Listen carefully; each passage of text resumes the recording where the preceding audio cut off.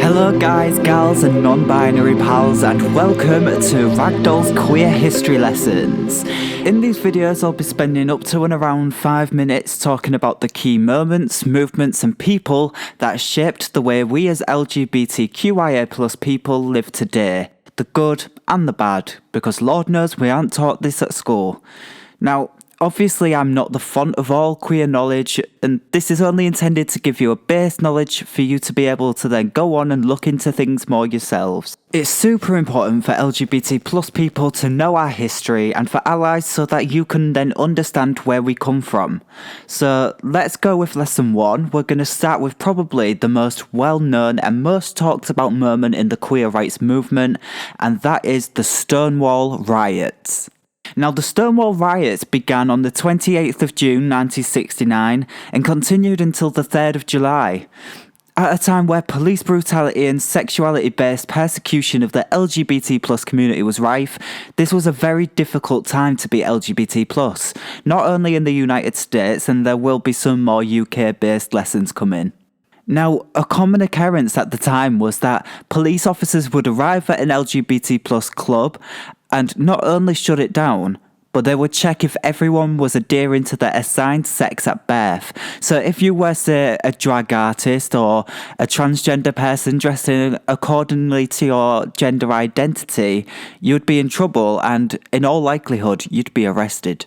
It's interesting to know in the lead up to the unrest that the LGBT plus community found an unlikely ally in the mafia who owned the Stonewall Inn and facilitated their partying and freedoms, and the Stonewall Inn is exactly where these riots began. Now, the main event. In the early hours of June 28, 1969, 2 undercover police officers infiltrated the bar and began to take evidence to incriminate the bar owners and the punters while waiting for reinforcements to arrive. Eventually, more plainclothed police officers arrived and began to announce the raid.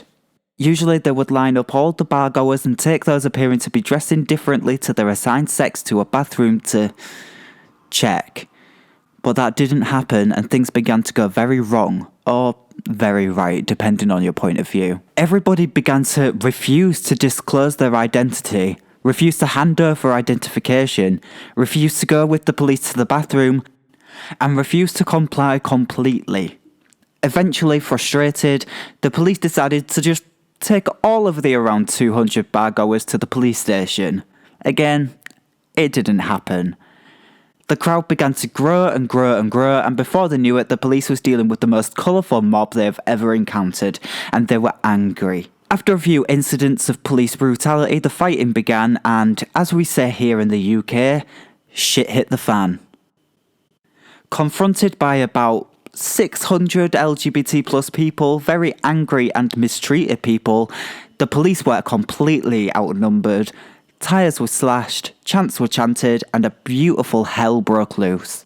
When the unrest continued into consecutive nights, things got more and more charged and more violent.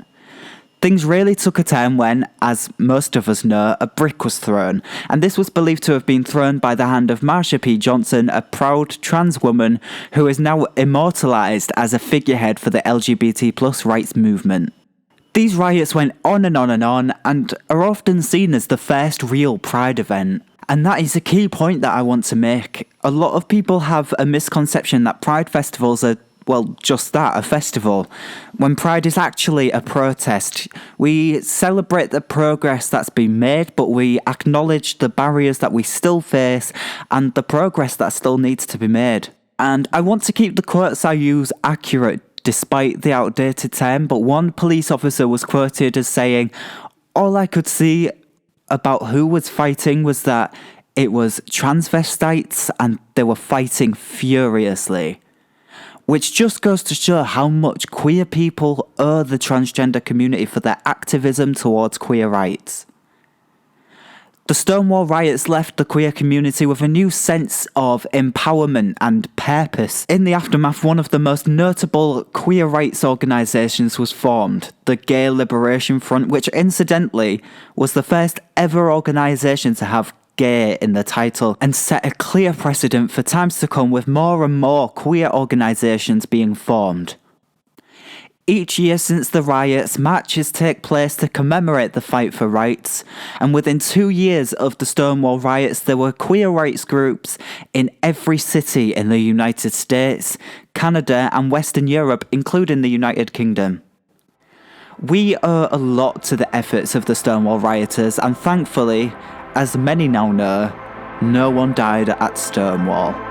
So take a minute and look at the rights that you have, and thank those who fought for them, and then take a look at the rights we don't have and think about how to get them. That's all for our first queer history lesson, and thank you so much for joining, and I hope this helped to educate you. So now it's down to you. Let me know in the comments what events or people you think should be the subject of a lesson, and please like and share this video with as many people as you can. We should all know our collective history.